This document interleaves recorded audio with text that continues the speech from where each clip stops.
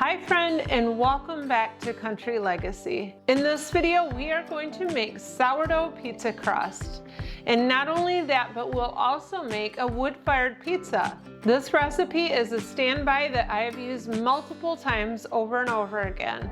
Typically, I make a very large batch, and then I package them in little bags so that there's one pizza crust per bag. The sourdough pizza crust recipe is a standby for me. It has been the recipe that I use all the time. I have an insert that goes into our Green Mountain pellet stove, and that is what I use to fire the pizza. I'm also going to show you how I par bake the crust so that it's easier to assemble the pizzas and get them in the oven with a lot less mess. I've tried many different ways and watched a lot of videos to learn the different tips to make this as easy as possible. I will say that there is a little bit of a learning curve when it comes to doing the wood-fired pizzas, getting them in the oven without messing them up. But by par baking them, it really helps a lot. So I will show you some of the tips and the tricks that I use to try to make this as simple as possible. So the first thing we'll do is get our crust started, because it takes about 8 hours of bulk fermentation before we can actually make the pizza crust. You can start this in the morning, and then by dinner time, it'll be ready to use. So the first thing we're going to do is get our crust started. It's really simple to throw this crust together, but you do have to wait about 8 hours. You don't have to. If you want the full benefit of the sourdough, you want to let it bulk ferment for 8 hours before using it. So let's get the dough for our crust started. We will be using this basic sourdough pizza recipe, and this recipe is from Lisa Bass from Farmhouse on Boone. So we'll start by putting in our liquid ingredients first. I'm gonna do it by weight, but you can also do it by cups, and I'll give you both measurements. I have this turned on to grams. We'll be putting in 28 grams or 2 tablespoons of olive oil. And then I'll tear this out so that I can put our water in. And it calls for either 1.5 cups of water or 354 grams. And if you're just a little bit over, it's not a big deal. You can always add just a little bit more flour to this. If you was measuring your ingredients individually, which you probably should, you could always take some back out, but I'm not gonna worry about it for 2 grams of water. So you're gonna want a nice active bubbly starter. Okay, I'm gonna tear this out, and it calls for 1/2 cup or 100 grams of active sourdough starter. Got that one right on. Let's take these liquid ingredients and get them mixed up. And I'm gonna put these in the mixer. You can do this by hand. It's really not too much work to mix it by hand, but I have a lot of things happening today, so I wanna expedite this as quickly as possible. So I'm gonna get this on and get it mixing. All right, so let's get our dry ingredients mixed. I'll tear this out.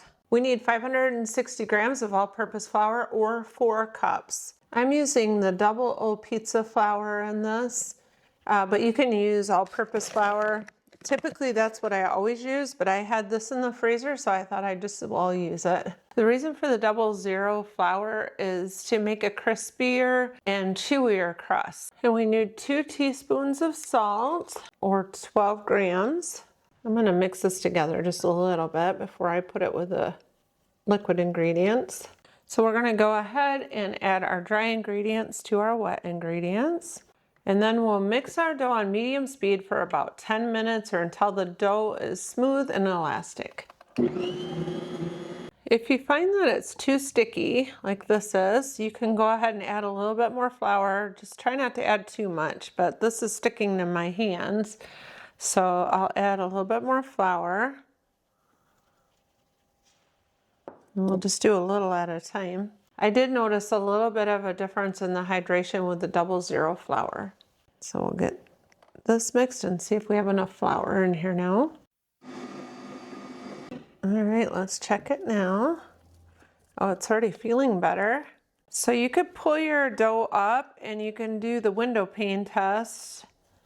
And basically it's slowly pulling it apart to where you can see if you see through it. It's not as crucial to worry about the window pane test with pizza crust because pizza crust is really quite forgiving.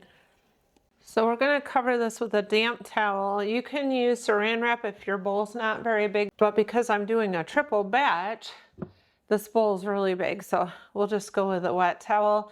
And the reason for the wet towel or saran wrap is so that the dough does not dry out. So now it's time to assemble the pizzas. I have some pizza sauce warming up over on the stove, and then I have the pellet stove preheating outside. So then the next step is going to be to roll out the pizza crust. So I'm going to dust the surface, and then I'll roll this in flour just so it's not so sticky. And then I usually try to press this out kind of in a circle, stretching it out a little bit before I roll it. Now, if you're really skilled, you can toss this and do all the fancy stuff, but I am not skilled that way. And then I take my rolling pin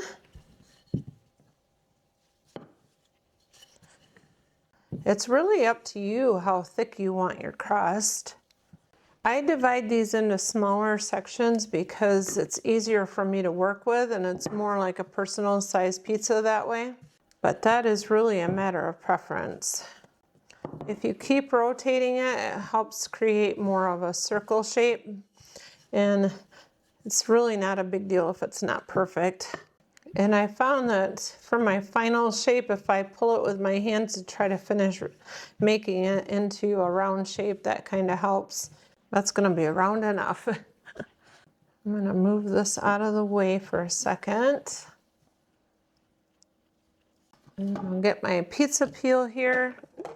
And I'm going to sprinkle just a little bit of cornmeal on here. Lay that on there. I'm going to par bake this.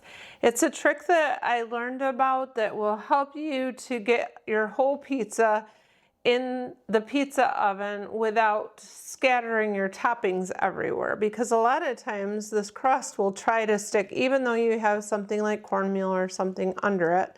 It will still try to stick, and it's a whole lot easier getting it in there when it's par baked, or like this when there's nothing on top of it. You can handle it a lot easier. So I'm going to go get this inside of the oven.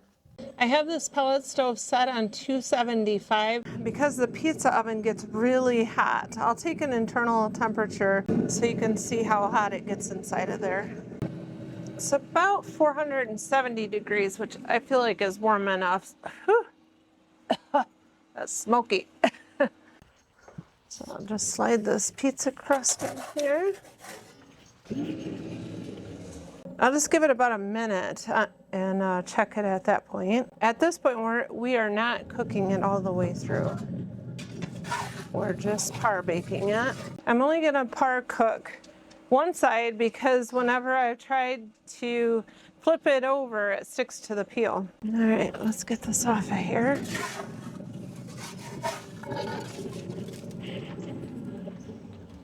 Okay, I'm going to get some sauce on here. I typically put a thin layer of sauce.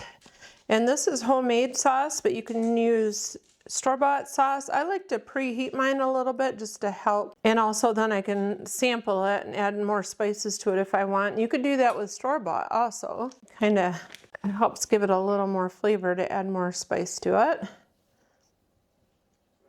And then I'm going to go on with the pepperoni.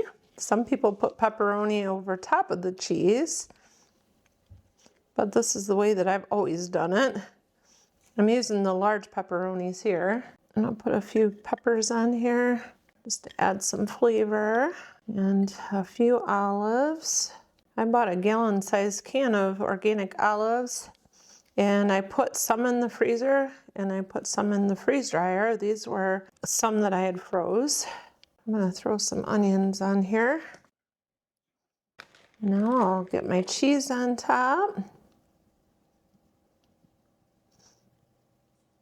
My husband, he likes more like a meat lovers type pizza. I didn't have any other meats prepped today, so he's just getting a pepperoni pizza. But it's always nice if I have bacon pre-cooked and some ham. But typically whenever I set the pizza oven up, I usually do pizzas a few times in a row while it's set up. I think I got enough cheese on there. Now we'll get this out in the pizza oven. All right, let's get this pizza inside of the oven. You can take your finger and kind of push it off when it's par baked like that. It makes it a lot easier. And I'm gonna give it about 3 minutes and I'll come back and look at it, and I'll keep a really close eye on it though, because I have had it burned before. So you wanna rotate your pizza every once in a while.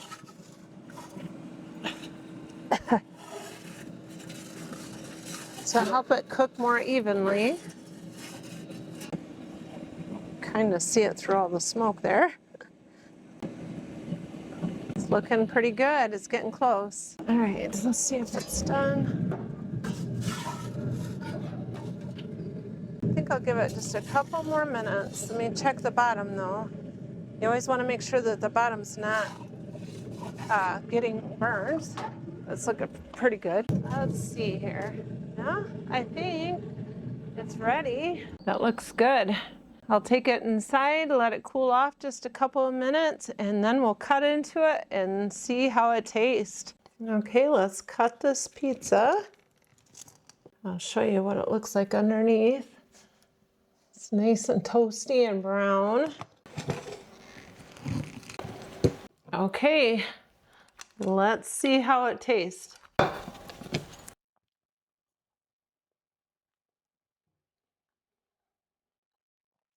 It's very good. There's just nothing better than wood-fired pizza. This is so good. I know not everybody has a pizza oven to cook this in, but this pizza crust recipe would actually work in your regular oven as well. It's just that you don't get the same flavors, but it'll still be great. So I'm gonna divide up the pizza dough that's left over, and I'm going to put them in baggies.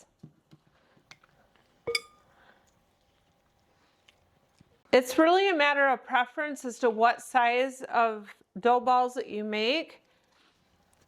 Typically, I ball up about enough for a 10-inch pizza. So about this size here. But if you was doing a bigger pizza, you want more. Smaller one, you'd want less.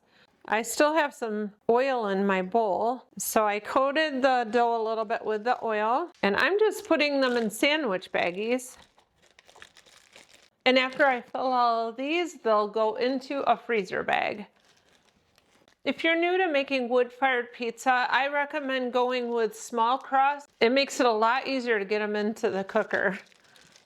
I've made a lot of mistakes as I've learned how to do this, but thankfully we've been able to eat all of them, but I've overcooked them. It takes a little while to figure out your own grill because it's so different with all of them.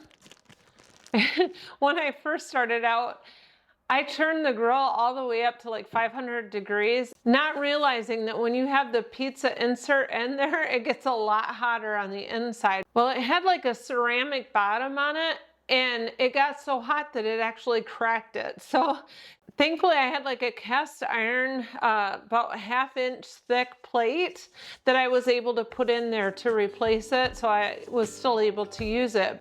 But that was one of the learning things. I've had it so hot that the top and bottom gets almost burnt, but the inside's not done.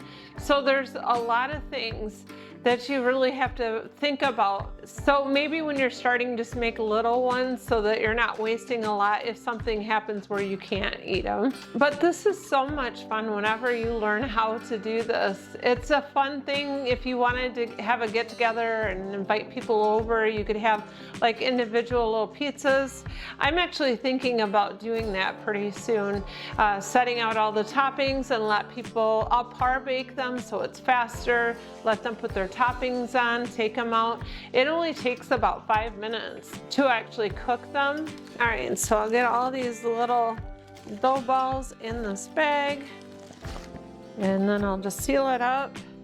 And then I'll put a label on here so I remember what it is, and then I'll just throw it in the freezer and I'll have crust already ready to go. So I'll put these in the freezer so so that I can grab a couple of them out before I want to make pizza. I'll put them in the refrigerator so that they completely thaw. In about a half hour before I want to use them, I'll pull them out of the refrigerator, and then I'll be able to roll them out and get them ready to make more pizzas. As usual, I hope that you found this content helpful. I hope that it also inspired you to give making homemade pizza a try. And if you enjoy videos like this, would you consider subscribing so that you can join me here again next time? I hope that you're all having a wonderful day. Bye for now.